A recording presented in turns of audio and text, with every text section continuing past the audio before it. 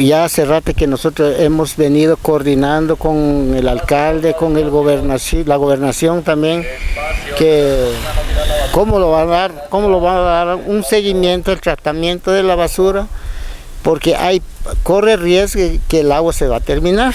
Hacer un llamado a todo el pueblo de Santa Cruz, incluso a Guatemala, que debemos de colaborar para que no se termine el agua y que no sean ensuciados todos los ríos, porque la verdad la contaminación es el que termina el agua y por eso hemos tomado aguas sucias.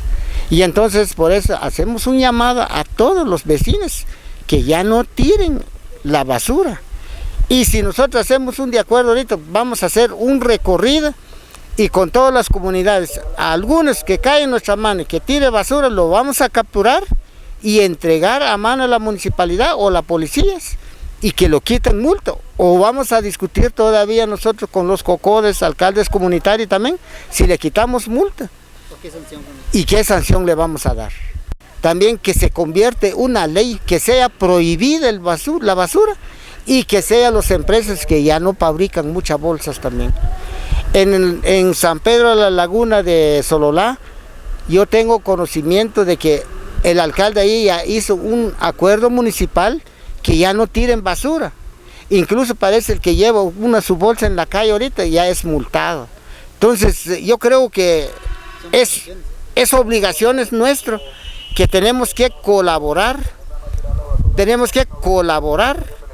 para que sea nuestro país, que sea limpio. Pues los niños es muy importante también, ya que ahorita están en tiempo de vacaciones, lo vamos a aprovechar y lo vamos a enseñar que sí necesitamos comunidades bien limpias y que nuestro agua ojalá que no se termine. Nosotros queremos recomendar a todos los pick-up y camionetas, todos, o sea, que ya no tiren basura porque nos afectan a nivel de comunidad, a nivel como gente, ¿verdad? Y sabemos muchas enfermedades porque muchas basuras.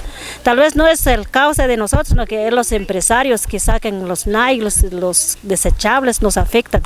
Entonces nosotros queremos no prohibir los desechables, las bolsas también.